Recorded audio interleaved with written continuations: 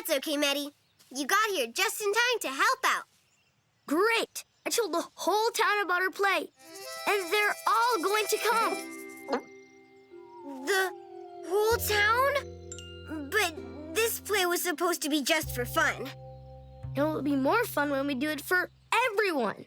They said they can't wait to see it. I've never done a play in front of so many before. Why don't we practice the play before the big show later? Yeah. Yay! Come on! Okay, Olive.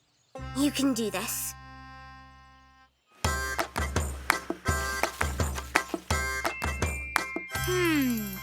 Olive the Knight, I think there's trouble this way.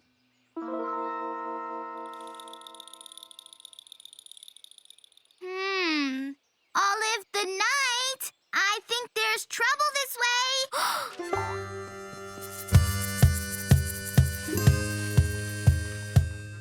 Could it be the fire-breathing dragon? I bet it's up to no good. Roar! I'm the fire-breathing dragon. I'm a really bad dragon, and I'm up to no good. Watch me breathe my fire.